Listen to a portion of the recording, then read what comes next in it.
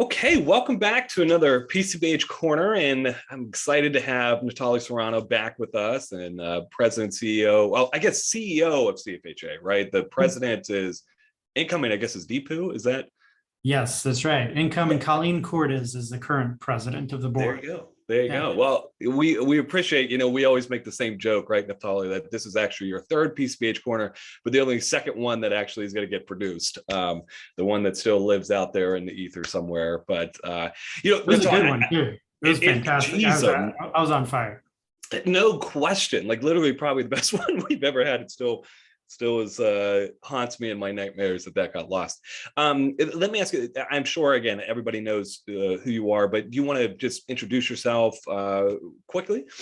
Sure. Yeah. So my name is Neftalis Serrano or Neftalis Serrano, whichever way you're able to say it. I am the CEO at a place called the Collaborative Family Healthcare Association, one of the best kept secrets in healthcare. And we are an entity that brings together all the healthcare professionals who are passionate about bringing physical and behavioral health together in the health system. And so, I've been at CFHA for about, I'm losing track at this point, but I believe it's around 5-6 years as CEO, member for many years before that. And much like David here, I am a psychologist by trade. I've spent my entire career in integrated care, one of the few in my generation in a way to do that. I've been in primary care for 22 years. Most of those years at FQHCs, but currently I do a little bit of clinical practice at the University of North Carolina, Chapel Hill in the Department of Family Medicine. So yeah, as I like to say, I like to use that line for the folks out there who remember that the men's hair club commercials. If you remember that, you got to be kind of like you have to be a Gen Xer for that. But there's these commercials for hair restoration. For sure. And the guy would come on, he'd say, "I'm not only president, I'm also a customer." I remember those for sure.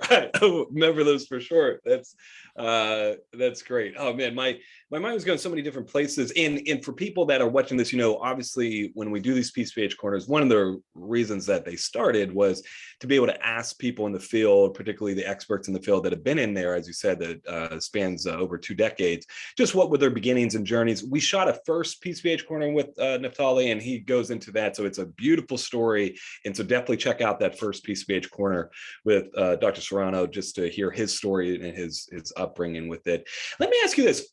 We were just talking about this a little bit off camera before we started. How do you, and I think it's always great for us to give, if it's students, new BHCs, or just professionals in the field, any tips or tricks of the trade to particularly get to where you're at. One of the things I'm always interested in people doing is how they bring intentionality to their day. And, we were talking about our whiteboards, we were talking about your desk. I know this is broad and open and we didn't plan for this. Is there anything specifically that you do to bring intentionality to your day? And how do you keep track of all the different things that you're working on? Yeah, that's a funny question because just this evening, I'm going to be doing a lecture for some students at Arizona State University at their DBH program.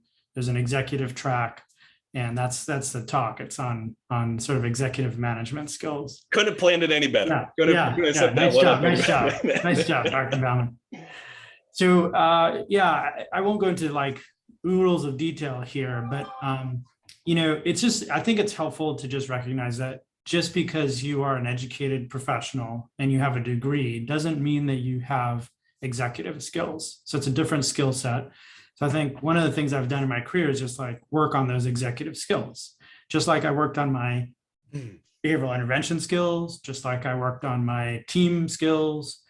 And so some of us have good instincts in certain areas, and we can work off of those. And I think as a healthcare professional, I had good people skills, and so those things have helped me. But I've really had to work hard at just basic self-management skills on a day-to-day basis, especially with as much information that you have to process all the time. And I'm not naturally a great multitasker, actually.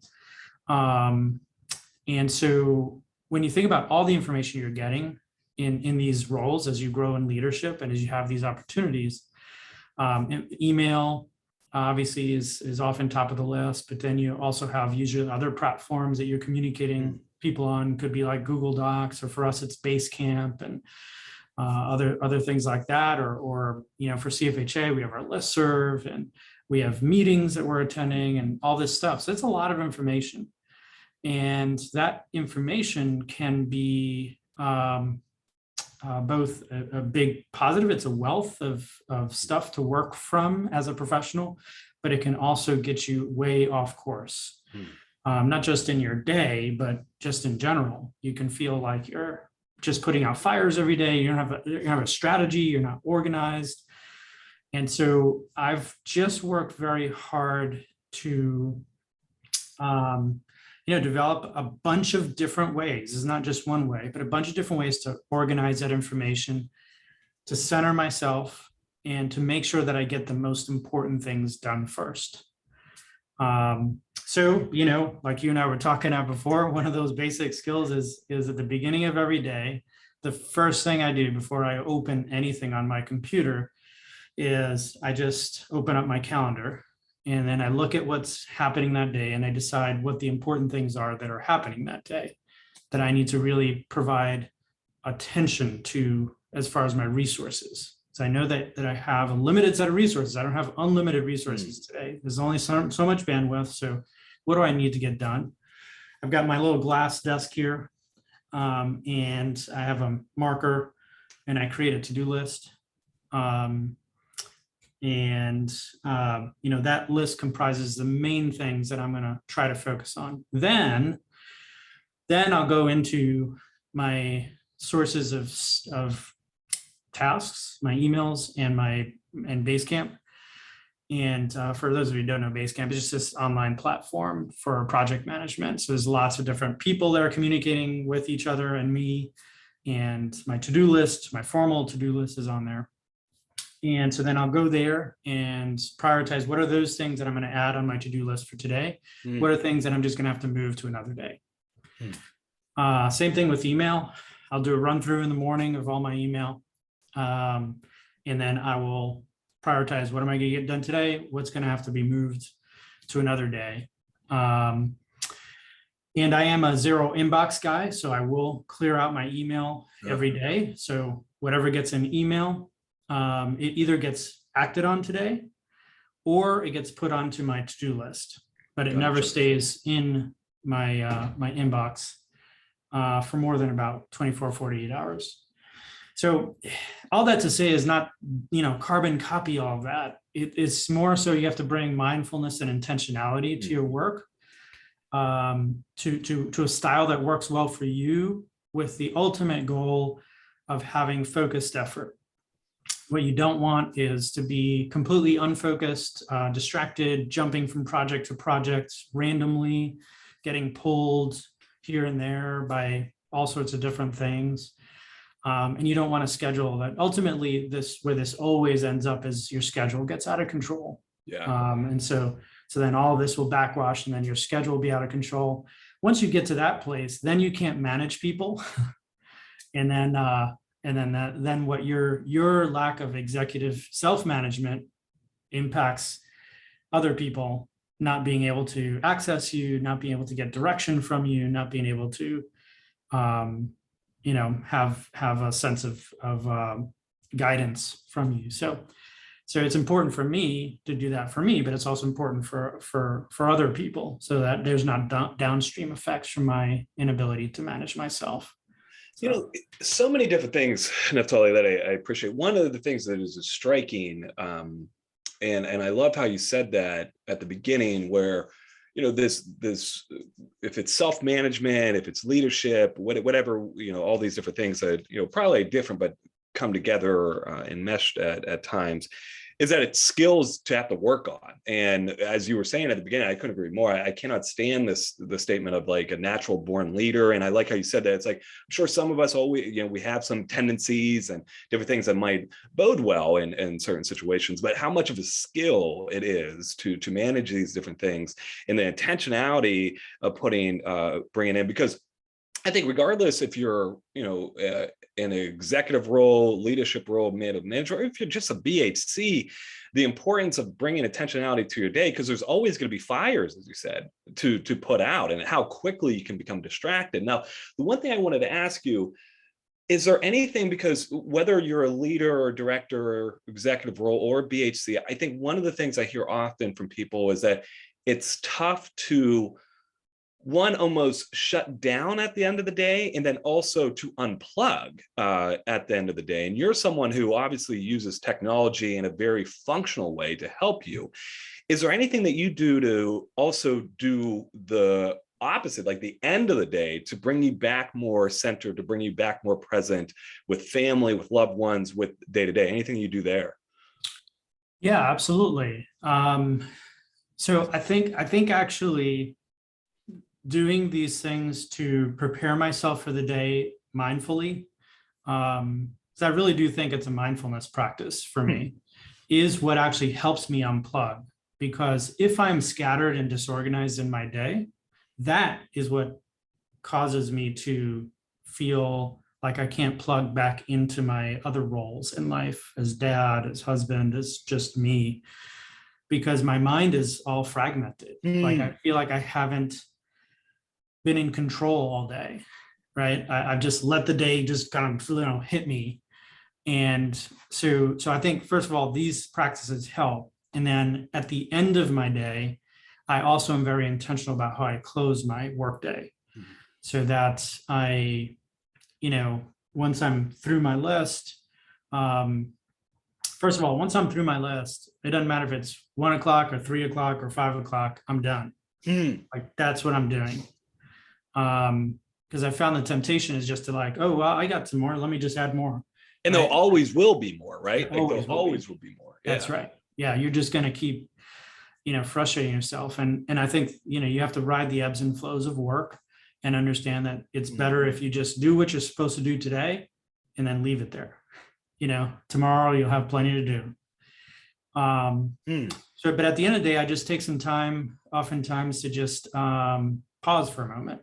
I have some meditation / spiritual practices that I use, and I just, thank God. You can thank the universe if you like. And sometimes I do, like, what great work. Sometimes I look at my calendar and, like, at the end of our day today, David, I'll thank God for meeting with David in the morning. What a great way to start the morning. And you just have this sense of great gratitude around your work, even the hard parts of it. Just settle down, let it go, not allow it to attach to your ego. That's one of the other self-management skills as a leader, is that you have to separate out your work from you as a person. My work is something that I feel like is a gift. It's been given to me to do. I enjoy it, but I don't own it. And so then I try to separate that out, because it's very easy for me to get attached and then bring it to the other spaces of my life, where it's not terribly helpful. So, and then I just take some deep breaths, and then I get up and go. I just get to my next space and transition, and try to bring that same mindfulness to, the rest of my life. Right. Like, I'm not like creating task lists for my home life necessarily, but I am trying to say, like, hey, like, what's important to me here? Spend time with my kids, or do I need to spend time with myself and go exercise? Make sure I get dinner done on time. Go to my daughter's softball game. It's just about bringing that same level of care, really, to each part of your life. That's awesome. That is awesome. Bridget is texting me right now, so let me text her and tell her to stop. Hold on real quick. So let me ask you this, because I think and again, this, I make this joke often with these PCBH corners, is that honestly, they're like selfish, the more for just Bridget and I, so we can pick people's minds that we really No, admire. that's great. So let me ask you this, you were at Access for a number of years and headed up their program. How long were you the director or whatever the title was? 9 years. Yeah, it was 9 years at Access, yeah. And made the program just obviously just a very well-known program, well-established program that continues to do just amazing things. And simultaneously through that, you were involved in so many different aspects, making videos, and really, it's something that inspired Bridget and I when we saw the videos that you were making. It's like, hey, let's help add to this growing library that's here.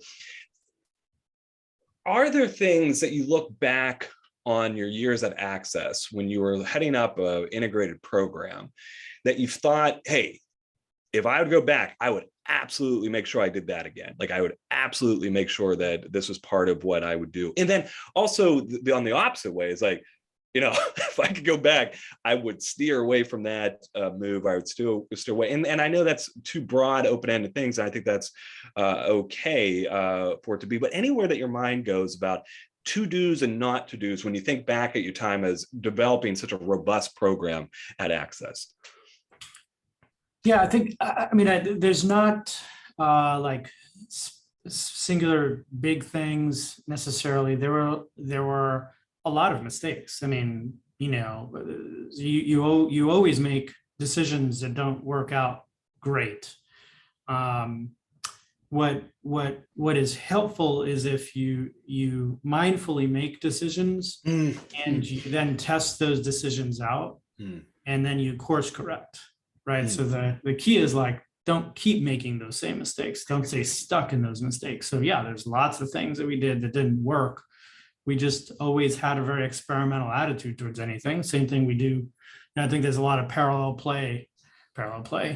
process with the way we do BHC work, right? We're asking patients to take an experimental approach with behavior change, and we did that as a program.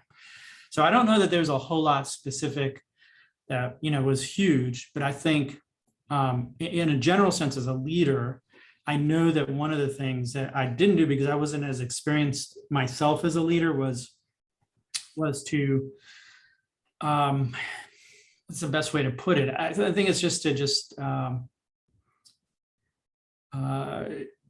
allow others, sort of not try to take everything on myself as much and allow others to help.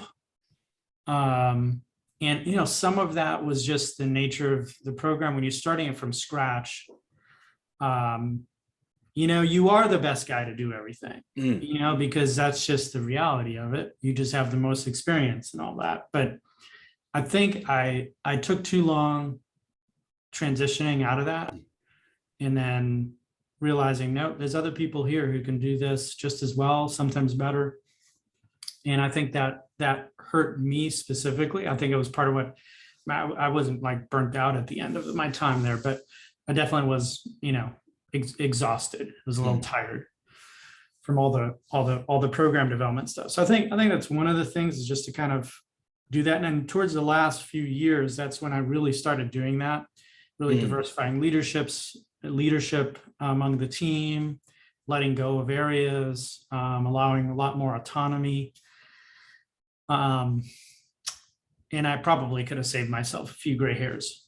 I love that you said that. I can't remember the book that it was, but essentially it was saying, as you add more people, you have to be very intentional on, is it actually, I don't know why my mind says it sounds bad. I don't think it does. Let me know if it does sound bad. But as you add more people to like your program and stuff, are you actually reducing the work that you're doing, right? Like, are you actually dispersing this work and delegating, or is it just like now your list continues to grow with different things? And I couldn't agree more. And I think that's something that I know I continue to struggle with. And I'm sure a lot of leaders out there struggle with, is this idea of, letting go. I don't know if but it's just that welcoming of allowing other people to shine, allowing other people to take on responsibilities and roles and to grow in their own professional development. That's tough. That's really tough, because also my mind goes, it's like we always have this thing that like integrated care is such this like delicate process that it can't be messed up, right? Like you can't be mistakes. Like we put so much pressure on ourselves to be perfect, which obviously is going to cause a ripple effect of the behavior of like we got to control everything. We got to control everything, and it just is a tough thing to do. So I really appreciate you saying that. The other thing I really love that you said is creating a context at access of this, let's be willing to experiment, which inherently within that obviously has to be one of welcoming feedback, good or bad, welcoming feedback of what it is. And then this willingness, like it's okay if we don't do well, like it's okay if this doesn't turn out the way it's feedback, it's information for us. That's another tough thing to do, like welcoming failures. That's a hard thing to do. That's really cool. I love that. Yeah, but it's really one of the things that makes any team effective. It's just a willingness to be vulnerable, and that vulnerability has the flip side of engaging people's best talents and skills. So that if you're not scared to make a mistake, that means you'll have more courage to do what you're really good at, or to take a risk and grow into an area that you maybe didn't know you were good at, or didn't think you could, pull off. And, again, I think, especially like an organization like CFHA, where we're a very small organization, small nonprofit, what we try to do, and I think this is true of most integrated care teams out there as well, because most of them are small, we try to do is maximize our strengths as a small team. And there's no greater strength that you have as a small team or small organization than your ability to pivot, right? So the difference between driving the Titanic or driving a little schooner. It takes forever to turn the Titanic around, right? Huge ship, big organizations, their strength is not pivoting. They have other strengths, right? Size, resources, and all of that. But if you're a small organization, small team, your strength is actually pivoting. So you should be pivoting a lot. You should be testing things out, trying things out, learning things as much as you possibly can, because that is actually your greatest attribute, right? That's the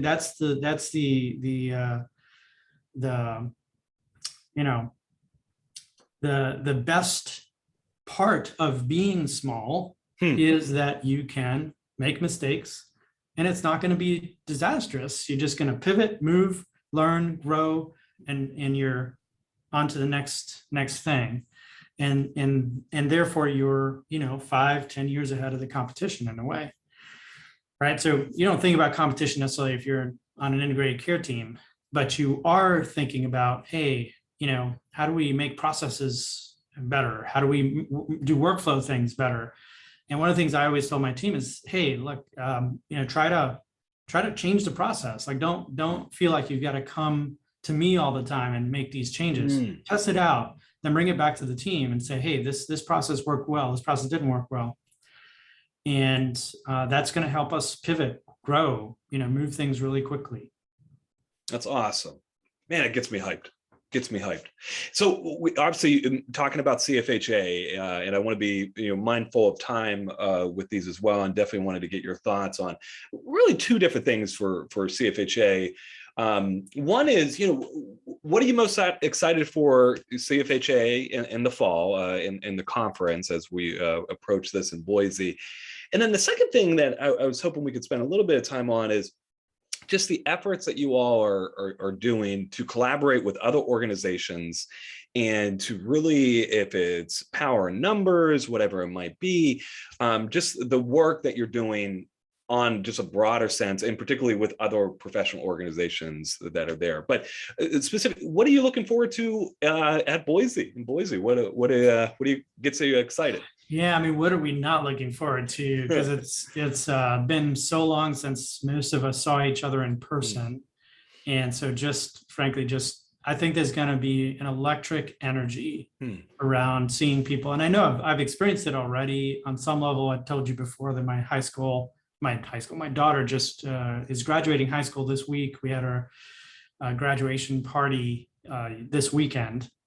And it was just, gave me a glimpse into what it was going to feel like at the conference, because it was like, holy smokes, like, wow. I mean, the energy you feel when you're around all these folks and when you know folks and really are reconnecting, there's just something that you just can't exactly recreate on Zoom.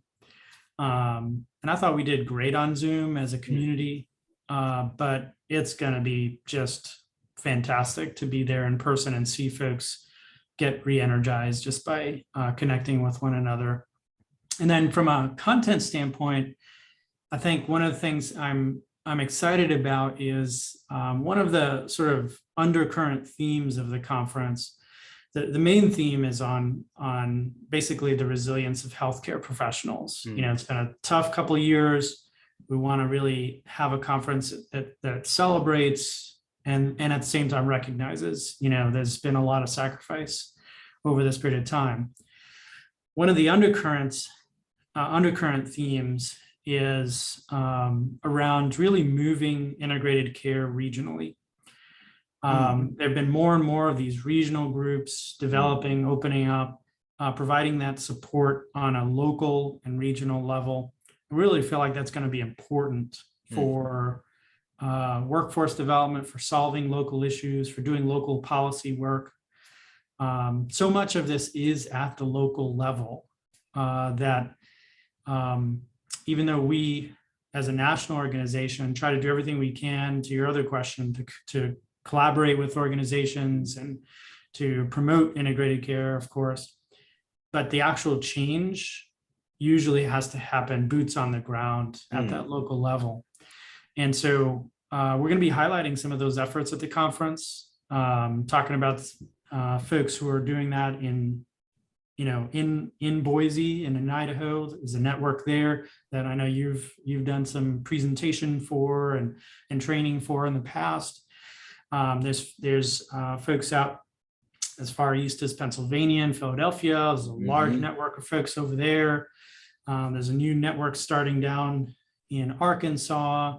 There's other groups in places like Missouri, Texas, et cetera.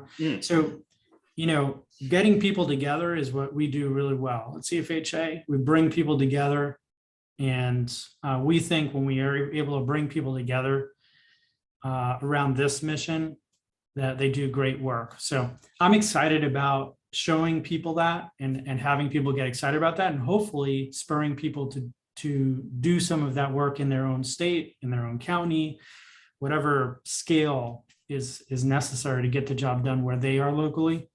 I'm excited about that because I think that's where the big changes are going to happen. Gets me hyped. Yeah, I think I was talking to Jody Plaha about it, and just that, as you said, this ability to get into Boise, and there's just something unique about CFHA just in general, the conference, about the side conversations, being able to talk to people, the collaboration that just happens. And it seems like there's almost this dam holding back the waters that in Boise will get broken that is going to just unleash a lot of these different things. That's cool. Let me ask you this last question. Say we fast forward, 5-10 years from now. How would you know that the 5 or 10 years were successful for CFHA? What do you hope CFHA looks like at that time? Where do you hope that it's going? And then also, I don't know, maybe this is a dumb question, but what can we do as members to help that vision? What can we get involved with? Where does your mind go? Yeah, that's a great question. I'm such a tactically oriented leader that I always think of specific tasks. Which is great. That's even better, right? That's good behavior. I don't usually think 5-10 years down the road, to be honest, because I'm always like, we're going to see how we're going to have to pivot. Who knows? Yeah. However, I think within 5 or 10 years, let's just say this. I think we're already at a place where we no longer have to champion integrated care as a concept.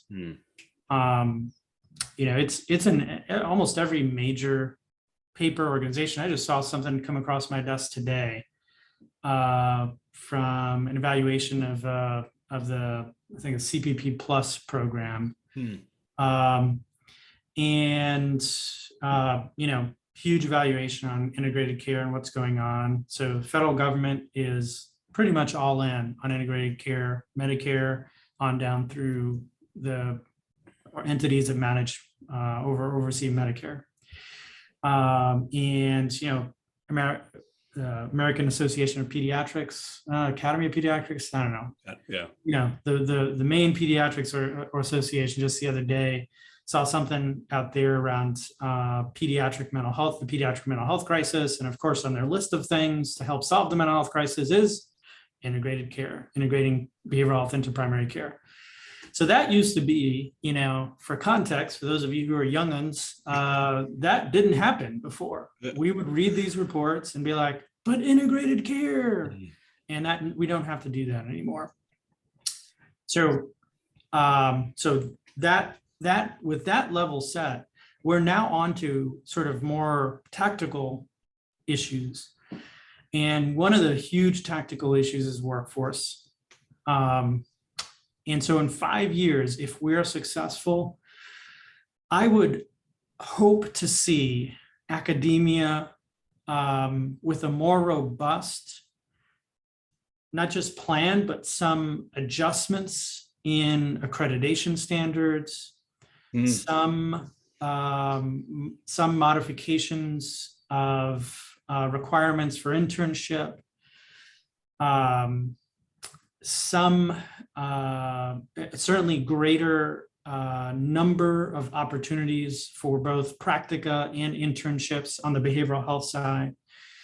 And then on the medical side, I would also hope from the academic training programs that they would have more specific competencies and requirements built into as a standard into the curriculum around physician behavioral health care and working in integrated care settings. And I think that's probably a stretch for 5 years, but I think it's doable if we're able to get the attention of the right players. And of course, the reason for that is we have to deal with the pipeline issue. So on that side, there's that piece. On the other side, the payer side, I would really hope that we would be able to fund internship positions and postdoc positions the way we fund residency positions on the medical side. And that we would also, for those remaining states that don't allow same-day payment, particularly for Medicaid, that those restrictions would go away. And I really do think this may actually happen. And I know a lot of people have heard this throughout their career, but I do think that switching to value-based payment as more of the percentage, I don't think the switch, I think we're going to end up with a hybrid of some fee-for-service and value-based stuff. And I think that's fine, but I think a switch where we have more of the funding for primary care in the value-based bucket to remove the restrictions on, not the restrictions, but remove that emphasis on having everything to do with an office visit. I think those things will propel, the vision for integrated care. So yeah, so I think in 5 years, I think those are probably stretches. 10 years, I would hope for sure that those are in place. Yeah. It's interesting. I was just actually meet with our residency program director tomorrow to review them, but ACGME have come out with the new family medicine core competencies in the different domains. The amount of behavioral health related, both indirectly and directly related, is like I was on a plane flying to the UK, and I was reading over them. And I was making notes of behavioral health, behavioral health, behavioral health. It really is incredible to see the change. So that I agree. I can't wait. That gets me excited and pumped in. It gets me excited for CFHA as we continue to have these conversations and pushing that forward. Well, and the other thing that I'll end on, I definitely want to give you the opportunity to end with any last final thoughts, is I love how you said, we're at this point now where it's not a question of integrated care or not integrated care. That question has been answered. And now just how it now shapes the future of these different conversations. The conversations that we were having previously are different now, because we don't need to have those same fights, need to have those same conversations. And I just have, especially, being a youngster in the field, I have more of an appreciation of like celebrating this moment right now. And to you and Jeff and Kirk and Patty and Sandy and Chris and all these other founders that were just doing incredible work to get us to this point now where, that question of integrated care, it's not a question anymore. It's yes, we're doing this. So my gratitude, and I appreciate this moment of being able to celebrate this with you right now. That's like, you're damn right. It's a different question that we're asking. But any final thoughts, anything that your mind's going to wrap up here? Yeah, I'll just piggyback off of that and just say that I think one of the other things that I think would help us do better in these conversations, both on the policy side and even on the just nitty-gritty program implementation side, is just to always keep in mind what problems we're trying to solve. I think that's where people often get, and I know you've experienced this quite a bit in probably some of the consulting work you've done and all of that. Almost everybody says they know what integrated care is, right? I mean, you say, oh yeah, I know what integrated care is. I know the integrated care model, and I think, I'd like us to move towards more specific conversations that then become more tactical, because, we get tripped up oftentimes in thinking that there is a model or a approach. And sometimes even when we do identify a model, or say we work within a model, we have that phenomenon of model drift. And I think in large part, that's because we actually don't know what the model's trying to solve. And so we're not hooked onto that goal, right? We're just hooked onto the method, right? And we don't want to be hooked to a method. We want to solve a problem that exists in the world. That's our goal. That's our true north. And so I think that's also crucial, because going forward, we're going to be solving all sorts of different problems that exist, right? And we need, in order to do that, we have to have clarity around what we're trying to solve and how we are attempting to solve it, so that, just like we talked about before, we can pivot when we make mistakes. When we realize, oh, this doesn't work really well for this, so let's switch the strategy. Right? We don't just keep applying the same strategy, the same problem, expecting different results. And so I think that tactical, strategic type of conversation is much more helpful. So when I introduce people to PCBH, I tell them, I was just doing this week on a TA trip, and I said, we are not trying to solve every problem that exists in specialty mental health. That is not what we're trying to do in primary care.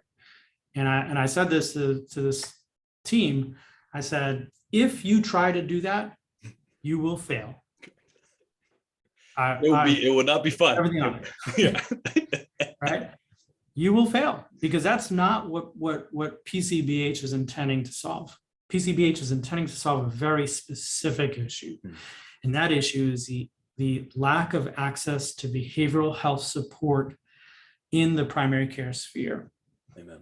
And so everything your primary care docs are facing, right, we're there to support them. We're there to help them with those. And sometimes that means actually setting some boundaries and saying, no, we can't take this on, because this is not what primary care does. Exactly. Right? And we do our yes and with our patients and with our care teams, right? And so that's a very specific problem that we're trying to solve. And, when I think of other models like COCM, I think they're solving a very specific problem. they're actually solving the same problem that we have with diabetes in primary care, right? Which is why we have the chronic care model. And they're trying to solve the issue of quality and continuity of care. That's a very specific problem because so many patients who get on antidepressants, on depression care, get lost to follow-up care. That's a different problem. Guess what? Primary care, because of the nature of its service, has lots of issues to address. And we're going to have to be more and more creative over time. We've already had to, back in the beginning of my career, there was no such thing as MAT, for example, right? So people take that for granted now, but there's a process there where we're thinking about PCBH and like, what does PCBH have to do with MAT? How do those two things go together, right? And there's a lot of fumbling initially, a lot of experimentation around, does every MAT patient see every BHC on every visit? Do you see some of them? What do you screen them? Do you make that a requirement? Do you kick people out if they don't do this? All that stuff, right? And that's going to happen. That's going to continue to happen. What helps guide us is having that really strong sense of what are we trying to solve? What problem are we trying to solve? And as I like to say, be faithful with the little you've been given. Don't try to do everything, right? Just do what you're there to do and do it really, really well. No more and no less.